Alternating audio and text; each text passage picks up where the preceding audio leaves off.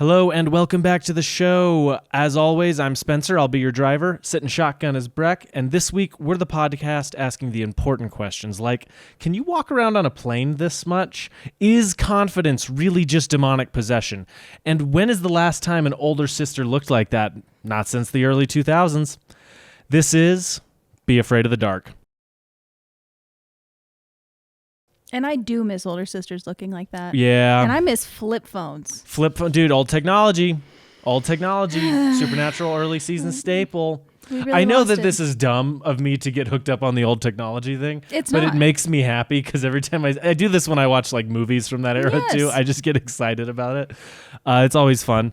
This week we are talking about episode 4 and 5. So we'll start with episode 4. That is Phantom Traveler, written by Sierra Gamble and Rael Tucker, and once again directed by Kim Manners. I believe this one was directed by Robert Singer. I looked this up. I wrote it down wrong in my journal, but I believe IMDb has it as Robert Singer. So if I'm incorrect about that, let us know. Tell me. I'm pretty sure it is Robert Singer. I'm pretty sure it's Robert Singer who directed this one, which is super cool. And Sarah Gamble, one of the co-writers, she goes on to showrun for... Is it Sarah? I said Sierra.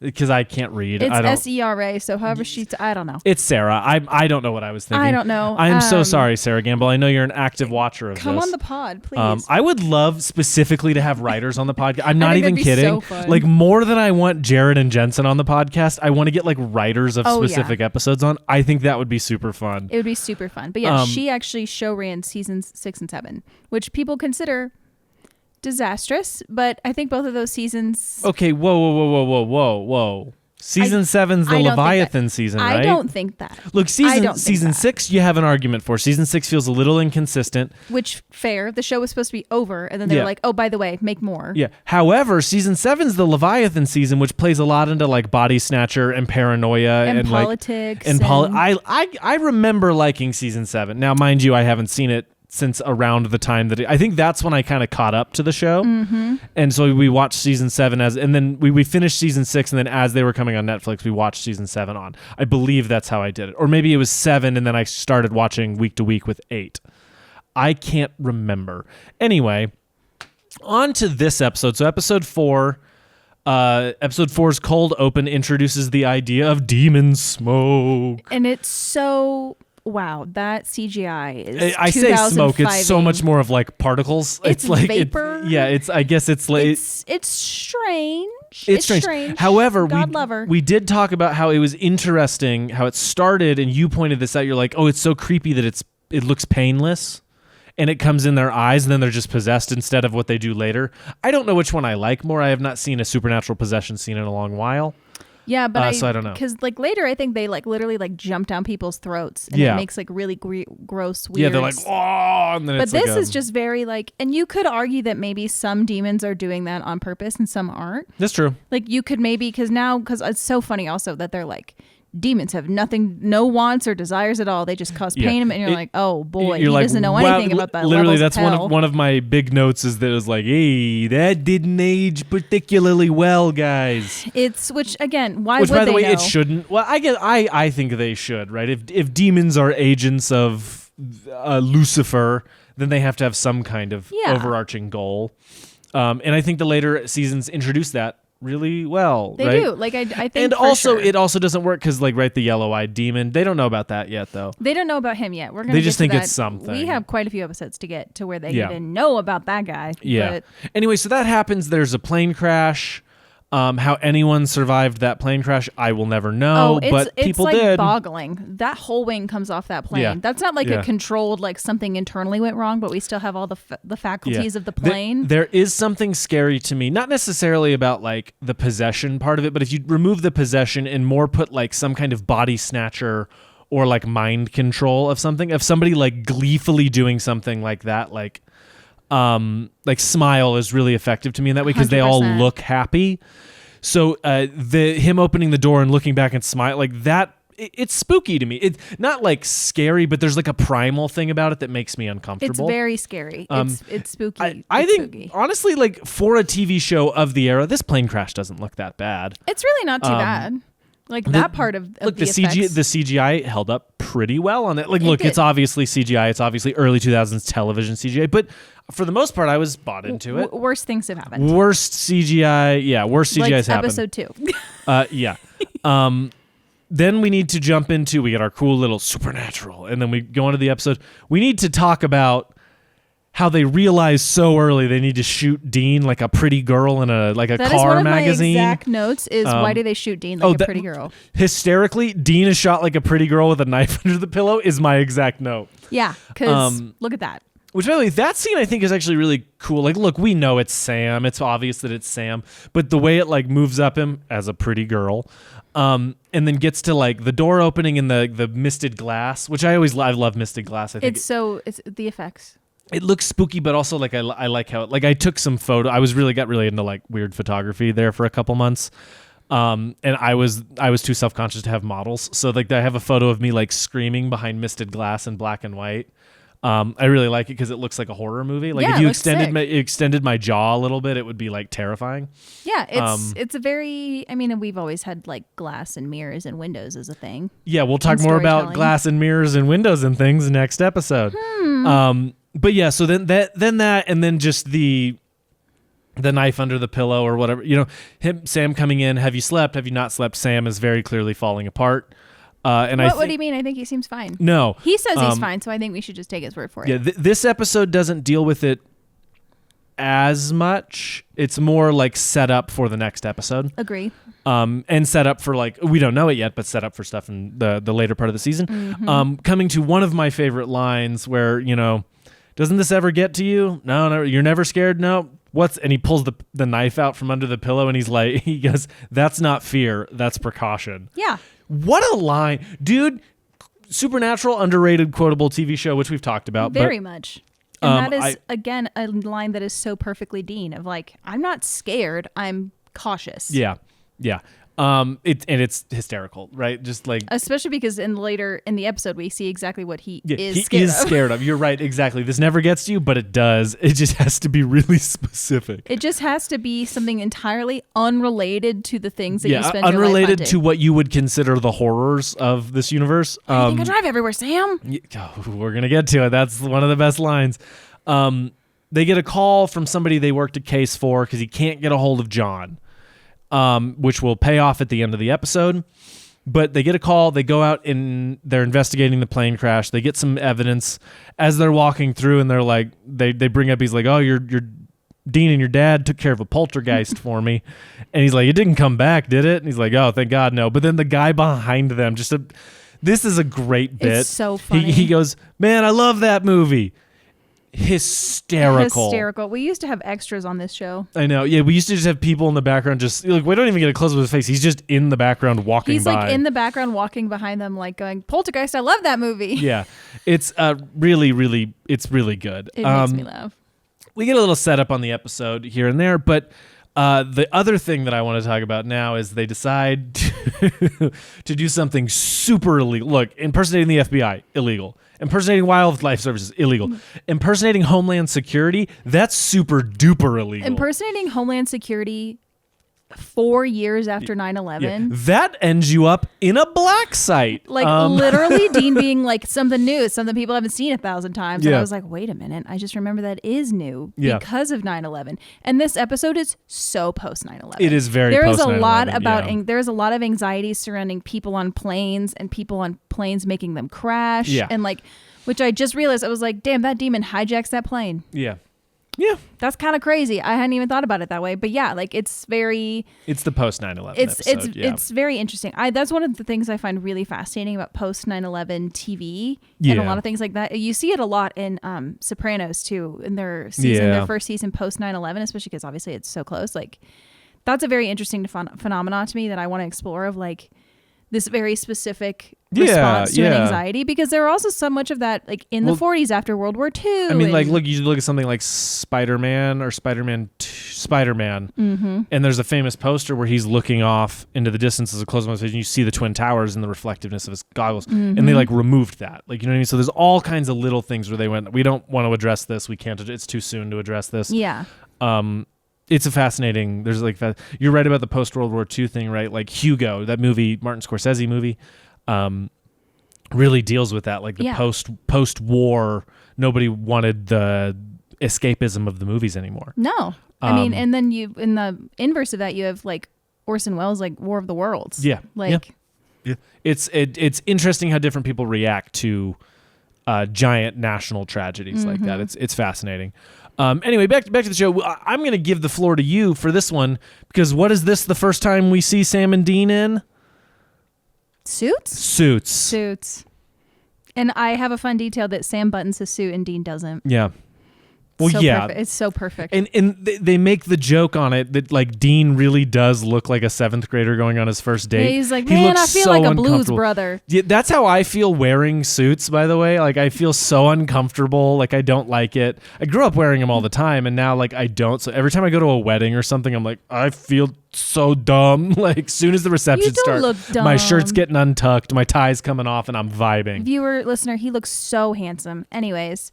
But it's a really fun detail. That also is one of my favorite needle drops in the whole show is the Black Sabbath needle drop when they walk out. Oh, it's so good. Yeah. I feel for anyone, and we'll get into this more in the next episode, but I feel for anyone who watches this on Netflix and doesn't know the actual music that's supposed to be playing during this. Okay.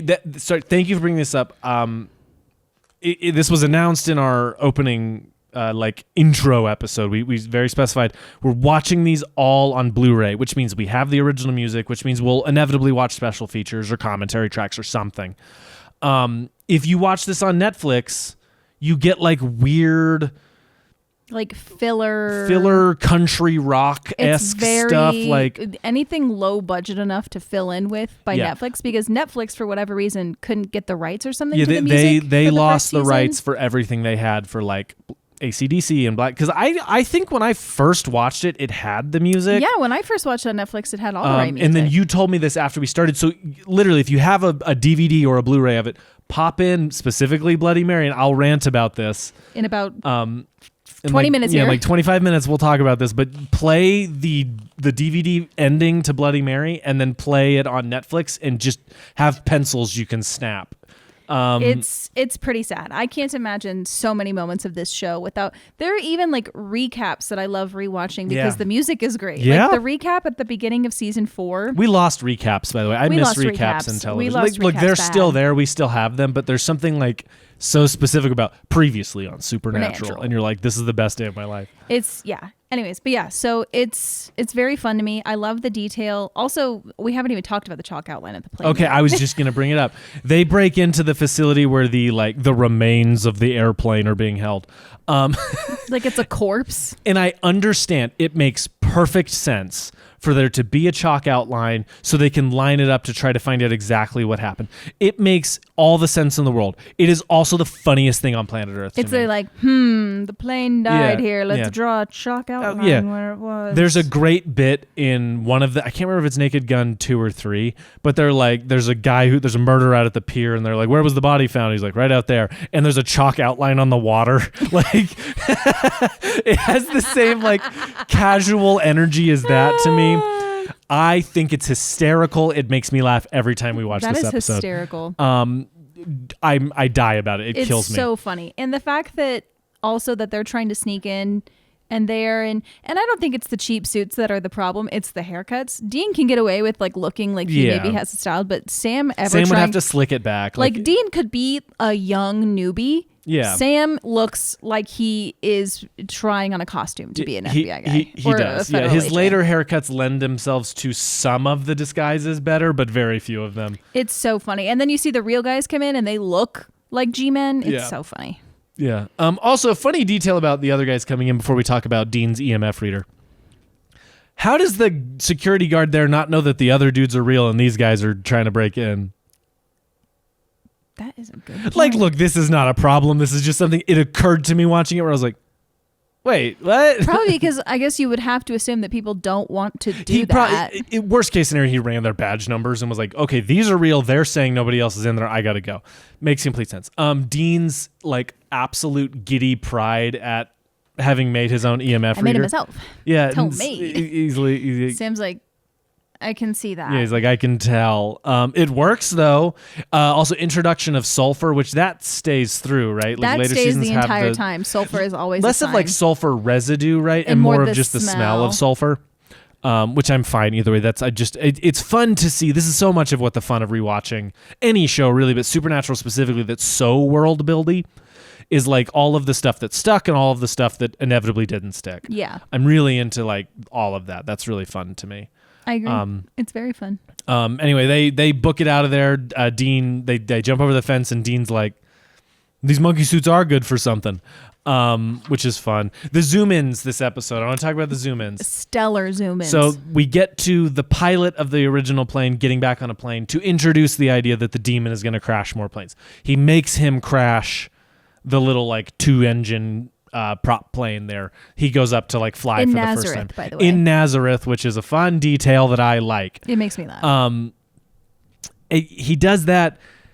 And then there's this like, as he like knocks out the co-pilot, and there's this like crash zoom in on his eyes for like so funny, a second and a half, and then it moves on. There's like 3 of those in this episode where I'm like, the zoom in's got to stop, guys. Robert, you have to make them stop. You got to pull back. Anyway, that made me laugh. Which that kill's really good. This episode doesn't have the best kills. I mean, they're really broad. They're very broad. It's very Final Destination, which is something I also want to bring up, is that this episode is literally somewhat the plot of the first Final Destination movie. Yeah. Oh, where yeah. it's like, this is these people escaped a plane crash and now we're getting hunted. This is Final Destination, the episode. Yeah. Which is super fun. I'm into that. Again, these first couple episodes, there's been quite a few like references and stuff. Oh, in them, yeah. Which is, I like it. I have a running list of all the movies that get referenced, and I've been trying to keep up with them. So yeah, like I'll be making playlists for every season of all the needle drops as well. So keep an eye out for that. Okay, so Demon lore changes a lot. We already kind of discussed that. But 40 means death. Is that actual lore, or is that made up for the show? Yes, it's actual lore. That's like a real thing? Yeah. Okay, cool. Because I didn't know. That had No, space for me. numerology is really, really huge in everything. a lot of like religious works. Yeah, you should watch the movie Pi. They talk. There's a whole scene at the Darren Aronofsky movie. There's a whole scene where they talk about numerology and what it means and stuff. I'm fascinated by decoding stuff. Like I think encoding and how people are able to figure out and decode messages is all like super fascinating. Yeah, I don't know how anyone ever solved a Zodiac killer message. Oh, ever, right? You're like, well, what does any of this mean? Look, if you get a partial cipher, it's like I understand it more, and I know they kind of did.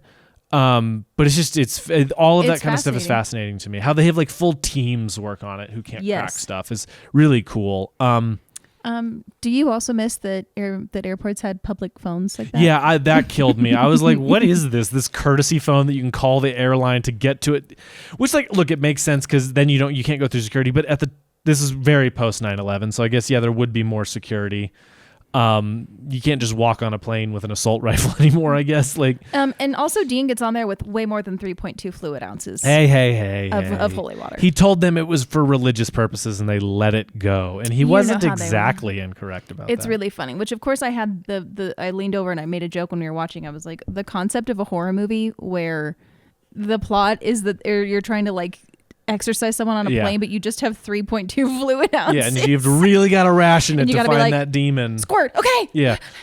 Dean being afraid of flying is a great little character trait. It's hysterical. Why do you think I drive everywhere, Sam? Getting to one of the best like sets of line deliveries, because we always forget where he's like, we do it together, I do it alone. I'm not seeing a third option here. And he's like, really? His like hand movement and that line delivery, but yeah, he's like, you're scared of flying. Sam is so shocked, but he's like, why do you think I drive everywhere? Sam is an incredible line. It's so good. That's entering our vernacular also. Basically everything they say is they get on the plane. They're allowed to walk wherever they want, whenever they want, doing whatever they want, seemingly. Like it literally, and because so all of the planes crash 40 minutes into the flight, which like we just said is death in the Bible, numerically. Yeah. And I think it's really interesting because if you've ever been on a flight, do you know how fucking long it takes? That's not long into a flight at all. And it takes so long to get to the point where the pilot is like, and now you guys can walk around if you want. And it is definitely not, because at one point they're like, we are 8 minutes into this flight. And I'm like, you should still be sitting. Yeah. No one should even be moving. The flight attendants aren't even moving around at that point. It is funny. Maybe it's like they meant when they get to cruising altitude, and it's like, sure. It's like, sure. It just makes me giggle because, again, like you said, like there is no reason. They are up and down holding out machines at people. And like the brother interactions where he's like humming Metallica, and he's like, you humming Metallica? He's like, it calms me.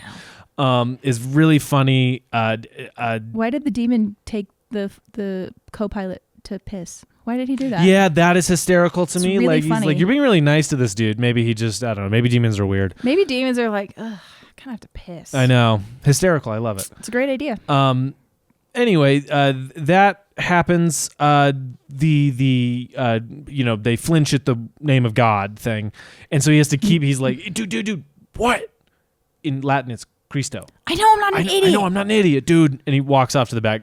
Great interaction. Great stuff. They don't really use that again. They never bring that back up. Never again do they talk to a demon and go, Cristo. It's funny because I think that's a really cool thing. Like, it makes a lot of sense that it's they would. way easier than trying to be like, splashing someone with holy water or whatever. Like, it's 20,000 times easier to just go Cristo really quietly and see if someone's like, huh? Yeah, and they go, and then they turn around with black eyes and they go back in the cockpit. I like that. It's good stuff. They have to convince the flight attendant who they're trying to save, who's one of the survivors of the first plane crash. A well-adjusted woman. Well-adjusted. Yeah, literally, Dean says she's the most well-adjusted woman on the planet. I thought that was cool because then, the demon can't possess her because she is a well-adjusted person. Good thing. It's a trope of like convincing the one person who can help, but it's a good trope. I like that trope. I've always loved it because especially she seemed to have like a very willing amount of disbelief where she was like, well, I did see something weird, so I'm not going to be like, let me get the pilot, because clearly she's like, damn. So they convince her, and we get our first exorcism, which is so much more complicated than any exorcism that ever happens later. Because it's like, he's like, it's a 2-part exorcism where we got to exorcise it from the body and then send it back to hell. And you're like, oh, okay, sure. As far as first exorcism goes, this is a fun one, right? We get our first holy water like bubbling and boiling. And like looking like acid and the plane shaking. Yeah, just we get our first exorcism. It's good. There's a lot more punching involved in this one than later ones. Like demons are way stronger later. Beating him up and like the plane is like, and then we have of course like Dean like screaming for his life. Yeah, wait, we'll get there. We'll get to that. But yeah, they do this, and then the demon, they like duct tape his mouth. They start exorcism. The demon starts taunting Sam. Which is so interesting. So scary too, right? Like, now she's burning. And you're like, what? And you're like, why do you know about Jessica? But then the camera move as Dean like comes into frame and the camera pulls back and he punches him in the face makes me laugh. It's just such a funny, it's again that kind of the zoom thing. It is a deeply over-directed episode for whatever reason. A little bit. But it also has great shots. There's a lot of great shots of them like one of your favorite shots of them together is on the plane when they say Cristo to the co-pilot. I love it. Like any shot where Dean is in the foreground and Sam is a little bit behind him, it scratches my brain just because I think I like that Sam's taller. I like that he's like, I don't know. Yeah. And there's one a little later, but okay. So they exercise it from the body, the co-pilot. Now they have to exercise the plane. The plane starts crashing. Sam's scrambling around for the thing. So I think now is a good time to bring up that Sam gets the win on this one. Sam does get the win on this one. I know it's not technically a kill, but we're going to count it. We're counting it because if you send a demon back to hell, you've conquered the problem. You have conquered the problem, so we're counting that as its own form of death. So Sam goes up in our. It's no longer 1-to-1. It is now 2 to Sam. 1. Yeah, 2 Sam, 1 Dean. Sam takes a lead here. As the plane is going down, we get one of our best gifs of all time, which is Dean like pressed into the thing, just screaming. If not for another moment in this show, that would be the funniest moment in this entire show. Correct. And whenever we get to that moment, it will be revealed. I'm sure you all can tell. Then we get a little bit of an ending, and we get our John Winchester clue, right? He has changed his voicemail, saying to call Dean. And they say that they've called him a bunch of times, tried to get a hold of him. The phone's dead. Yeah, they don't know that his number is back up. So very recent. They call and they get that. Which, by the way, that message was iconic. You used to be able to call the number Dean gives, and it would play a Dean voicemail. I'm sure that's not up anymore. But yeah, so we talked about this a little bit before, but like John at this point in the season, we've only seen him in really the cold open and now heard his voice. He's like a ghost. this season. He serves as the ghost of the season. 100%. And that's really cool about a show about hunting monsters, right? They're hunting a ghost. They're because a ghost is most often a wish, right? And so they're hunting down this wish. All right. Any last thoughts on the episode? I think this is a good episode. I think this is a fun episode. I don't think it's aged quite as well as some of the other episodes. No, the CGI. But I still had a lot of fun. Look, once they're on the plane, it all looks pretty good. Oh yeah, I mean, I'm sure they're on an actual set of a plane. Yeah, like they built it. I still think this is a fun episode. I still think it's really fun, like to watch them do the exorcism and everything. And of course, it's just really fun to watch Dean be scared. It is always fun when Dean is scared. It's just really fun. And you get a Black Sabbath and a Rush needle drop. And what else do you want? What else Great do you ending want? to the episode. Great ending to the episode. Another one of my favorite shots is when Dean holds up the phone so they can both press their ear in to listen. Like, really I love good. That. What's your favorite line of the episode? I have a line written down that I literally cannot remember. And we just rewatched that episode and I'm like, I don't understand what line this is supposed to be referencing. So my real one that I was thinking of this entire time was made himself. It's homemade.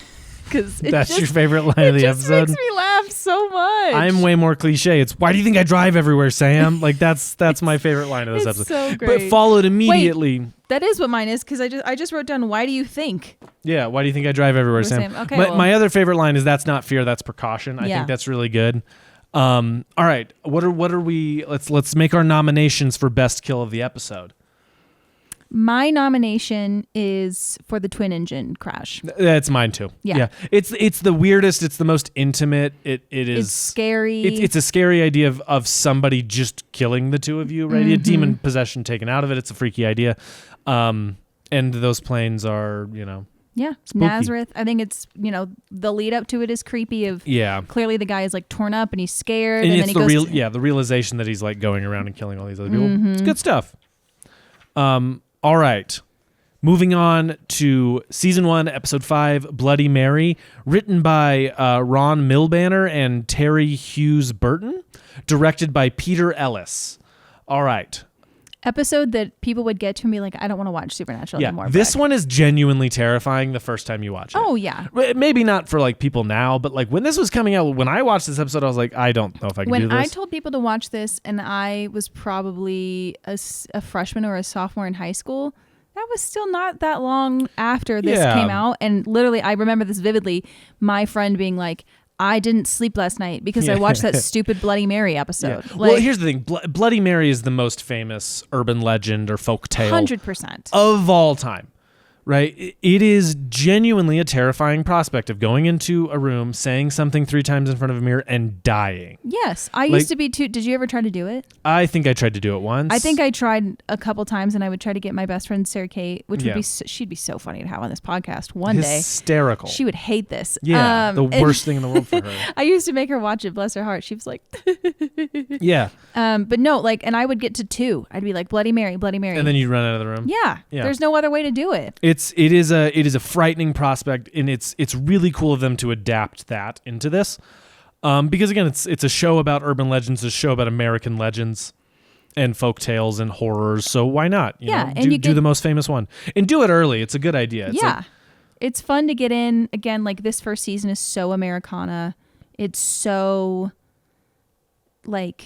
rooted in American legend. Yeah. And it's really fun because it also gets to lend itself to, again, one of my favorite parts of the show is the investigation where they have to we gotta go drive across to a different state to go interview one detective and then come back. This one is so inspired by The Ring. Oh yeah, 100%. Which is cool. I will say this. I really like how Mary looks. She looks so creepy. Yeah, with kind of the blackened eyes and the hunched forward. It's a good monster design. And she glitches again. She does the glitching thing that the ghost does in the first episode. Good character design, good cold open to what I think is a really great episode of the show. And again, that older sister. Most early 2000s older sister she's of all so time. Jennifer Goodwin. It's so great. All right, so then we get out of the cold open and Sam is in the throes of a blue-tinted PTSD flashback. Why is it so blue? It's so blue. Now, look, when the flames burst, it's a cool blue. It's a cool blue.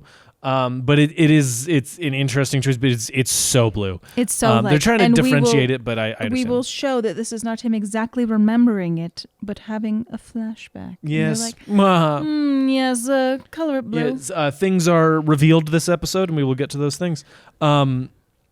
Another thing that occurs to me now, they have not introduced the idea that there are other hunters out there yet. Not at all. So, like, very much, you would not be mistaken if you're like, so this family is the only family that goes around doing this. You wouldn't be mistaken for thinking that. They really haven't introduced the grander world yet. They don't even know about the Men of Letters. They don't even what? They don't even know about the Men of Letters. No, neither did the writers.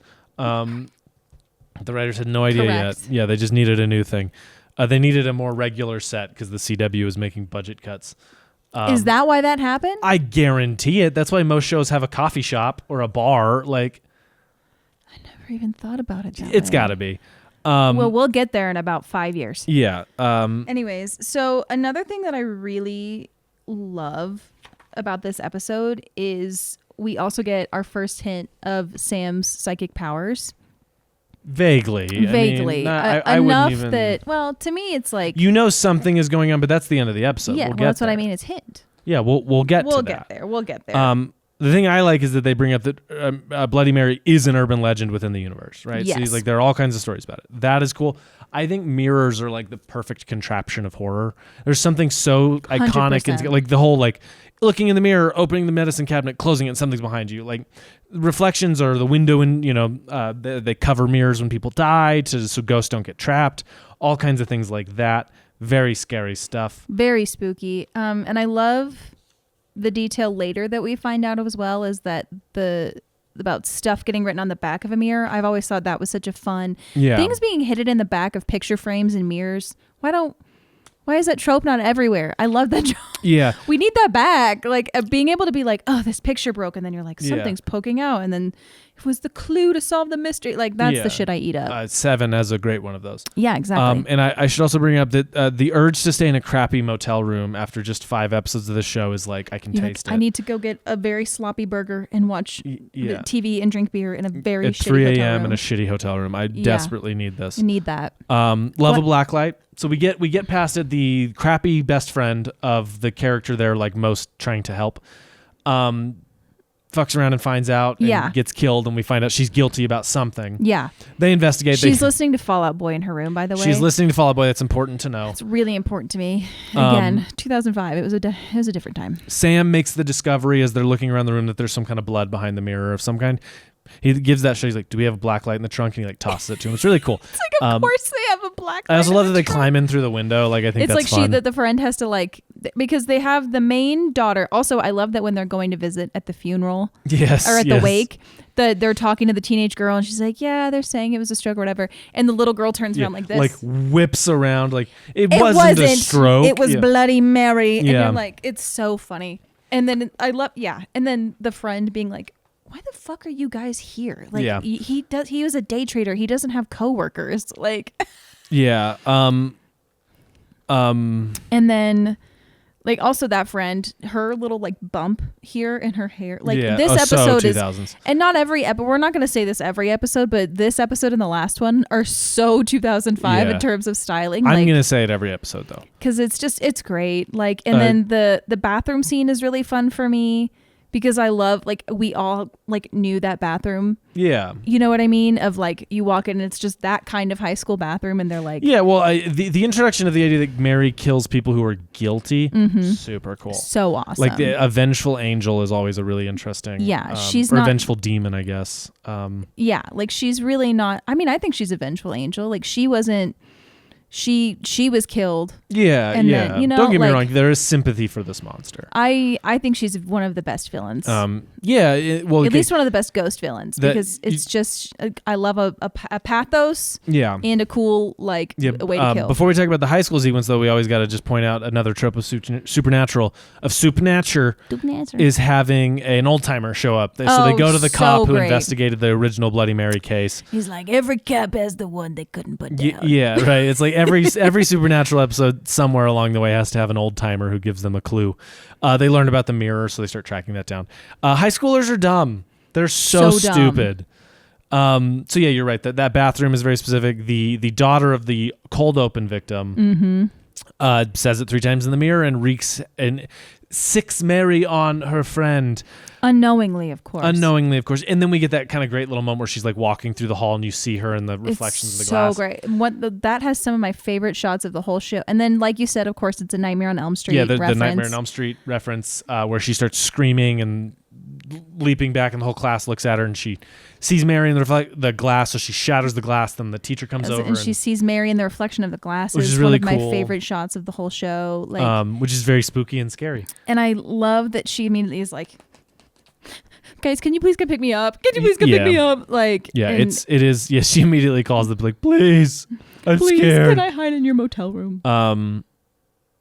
It's really fun. Yeah, I wrote the intro of The Secret here is cool. And I think that is like, he's like Sam saying he'll be the bait to trap Mary in her mirror so they can destroy her there. And Dean's like, yeah, it's like it's pouring rain outside and Dean's like, okay, that's it. And he pulls over and he locks the thing and there's the great character moment where he's like, you can't blame yourself. He's like, I could have warned her. And he's like, and then what? Like of what? You didn't know. And he's like, if you want to blame anybody, blame me. And Jared Padalecki gives this great line delivery with such sincerity. He's like, I don't blame you, Dean. Like, I love that. I love that they get that out of the way, that he's not mad at Dean about this. Yeah, they don't hold that over anybody or make anyone worry about that. Yes, but I just the sincerity of that line delivery, Jared Padalecki really owns that moment. 100%. Yeah, Dean's rage and not wanting him to do it, and he's like, you don't have a secret, whatever. Introducing the idea that Dean doesn't know everything, and we're like, what do you mean Dean doesn't know everything? You're like, hey, wait, what do you mean that Sam has a secret that's big enough to learn? Sam? Yeah, and then Sam's Samuel? just begging to have his eyeballs melted. Sam's like, please, God, I want to be with my beautiful girlfriend. Yeah. And I wrote down a note that really makes me chuckle, is that I have Jess looks like every hot townie in Sims 2. And she does. And that's for those of you who played Sims 2. You know what I mean. Yeah, I think that's awesome. That sequence is really good. Dean goes out to try to distract the cops. And they're like, you're Mr. They say like Yamamoto or something, like a very obviously like Asian last name. And he's like, yeah. Yeah, and then he punches. He's like, I really don't have time for this tonight. And he knocks him out, which is really cool. It's and so very great. Dean. And inside, Sam's fighting for his life again, still begging to have his eyeballs melted. And I think I forgot to mention this last episode, but it comes up again here. Dean is such a good improviser. Yeah, he's so good at it. Like in the past episode in Phantom Traveler, like he's so good at ad-libbing on the phone when he's trying to convince the flight attendant to get Greg's friends. Like, yeah. It's so great. And this one, he's like, he's pathetic. I'm the owner's kid, and blah, blah. Like it's so fun. Like I love. He gets caught all the time and it rarely works, but he is good at it. Dean would have been such a fun actor. Yeah, right. Like Dean, free my boy. He should be at the theater. Yeah. The scare of like Sam's like, come in this mirror, and then his reflection just starts smiling and bleeding. Is so like, that's really good. That's really spooky. So freaky. Blood coming out of the eyes, by the way, is very creepy and scary. Oh, and I hate it. Great image. The tears of blood. You have eyeball trauma stuff though. You don't. I have a lot of eyeball trauma. This episode really doesn't bother me that much, but that's because it's more melty. It's more melty. It's not. I have a lot of things being inserted into eyeballs. We didn't talk about the morgue scene where Sam bribes the mortician. Yeah, because the mortician's there and they're trying to like lie and be like med students looking at a body, and they're like, the guy's like, you have to wait for the doctor, and then Sam gives him $400 to let them look. Yeah, and Dean's like, come on, I earned that money, and he's like, playing poker. Yeah. Like, which is again, I love when people love to poke holes and they're like, how do these guys like constantly afford all the gas and staying in motel and blah, blah. And I'm like, guys, it's a television show. Credit card fraud and hustling pool and poker. Like, get over it. They're not living beyond their means. Like, they're not like living in a giant house. They're not staying at the Ritz. They're in a shitty motel off the side of the highway. Like, God, do they love the ring, because Sam's about to get killed, and she kind of reveals a bit more about it. Him having the dream before, which is what you were talking about earlier, the psychic revelation. But him having the dream before is so sad. It's such a sad idea. It's so depressing. Him just thinking it's a nightmare. Like, and of course you would, because you've been out, you're Sam, you've been out of the business for at least 4 years. Yeah. You've been at school for 4 years. You're not thinking about like, oh, this means like XYZ, I'm gonna like watch her die. You're just like, wow, this is terrible. I should probably go to the doctor for OCD. Anyways, time to go to class. Yeah. Like, you're not like sitting around like obsessing over it, which is why it's so extra sad, because Sam clearly feels like he should have taken that more seriously, and it's tragic. It's a tragic thing to have happen to your character. Dean smashes the mirror. They think they've won. They start walking away. She rings her way out of the mirror. It's so great. Again, with the glitchy movement. Yeah. But it's in this episode loves the ring. This is their send up to the ring. Oh yeah, which is so fun. I think it's a great idea. It's super fun. Yeah, who doesn't love the ring? Then Dean again on the fly. They both start getting killed by this thing. And Dean gets the kill, in my grabs opinion. the kill. So yeah, Dean, let's announce this. We're back to tied 2-2 as Dean kills Bloody Mary with a mirror, and she's guilty about having killed all these people, which is also a very sad idea, right? Of like this ghost that's like vengeful about all these things, but is still causing problems. Yeah, is still guilty, It's really sad. I do love that moment of her talking to herself in the mirror, and she's like, you killed all, and she doesn't get to like do it the way the other ones do. Like, she just kind of melts into a puddle of blood, which, that's so gross. And then Dean giving just an incredible line of, hey Sam, that's got to be what, like 600 years bad luck? And it is. Awesome. And I don't know if you guys know about this theory, but the theory Spencer does, I'm going to reiterate for you, but that that everything else that happens in the show is because they smash all these mirrors. And if they just hadn't smashed all these mirrors, it kind of would have just been fine. Yeah, I love that. I choose that as fact. I choose to believe that is a fact. And I believe that. I genuinely do. Yeah. Anyway, now let's talk about one of the best endings in a television show to me. You have to watch this on disc, or you have to watch it on Blu-ray, so you get Laugh I Nearly Died by the Rolling Stones, which is a banger of a song. Great song. Dean is essentially like, you got to tell me that secret, and he's like, some things I'm going to keep to myself, which I love. Like that them driving away would have already been like, oh, that's a good little ending moment. But then he looks out, and just this like haunting scene of like Jess standing there in a white dress, and as they with the song perfectly playing next to it, and they drive past, and then she vanishes behind a pole, like a telephone pole or electric pole. It's the ending of this episode is burned in my brain. Like I love when a television show ends with a lyrical song. Always been a thing I love. And this one just is like a perfect connection of song and camera work and emotional endings, where it's like it's doing stuff with Sam and Dean. We're seeing that he's still guilty no matter what happens, even if he accepts it's not his fault. He's still guilty, right? And just the way the camera like moves in the car and his look, and it's like one of those moments where everything just kind of lined up and worked. It's such a perfect ending. I love the ending of this episode. It has stuck with me so much. And then they played this like vaguely Christian country rock song. Christian country rock song on Netflix. And you're like, this is the worst thing ever. And I'm no tea, no shade if you like that music, but it's not the Rolling Stones. Okay, first of all, a little bit of tea, a little bit of shade. That music was created in a factory, not out of somebody's soul. Very true. I'm gonna tea and shade you on that. All right, last thoughts on this episode? Anything we want to wrap up and discuss? I just really love the vibe of this episode. It's a great vibe. It's a great vibe. It's a really fun episode to put on. It's an episode I think about a lot. Yeah. Not just because of the ending, but just because it's fun. It's very, it's very Candyman in the Ring to me. Yeah. And I just love it. I just think it's a great episode. Yeah, I think it does a lot for the characters. It's less of like a plot progression episode outside of introducing an idea. Yes. That they'll lead into more later. They're not like finding a clue to help them on their journey. Yeah. We don't even necessarily really know what this means yet. It's just, remember when you could take your time on a television show? No, I know, because you had 26 episodes. Better days. But it just that ending is like a top 5 supernatural ending episode. Agree. It's brilliant. It's an episode to me that is not just a standout of season 1, but of the show. Yeah. Oh, Bloody Mary is an incredibly iconic episode in this series, and I love it. All right, best line. And I have, "You're my brother, and I love you, but there are some things I'm going to keep to." Or no, he says, "You're my brother, and I die for you. There are some things I'm going to keep to myself." That's a good one. That's a great line. I love that line. Mine is, that's got to be what, like 600 years bad luck? Hysterical. Yeah. It's, of course, Dean is sitting there with bleeding eyeballs going, you realize how unlucky we are? Like I love that. Of course he's thinking about that. I'm very certain we'll have the same kill here, but what's our nomination for best kill? My nomination is Mary melting. So Dean killing Mary. Yeah, Dean killing Mary is for sure. It's a great kill. It's on the fly, so cool. quick. It's thematic. There's a great idea there. I really like that one. Yeah, these were 2 good episodes, 2 back-to-back good episodes. Bloody Mary specifically being a huge standout. Agree.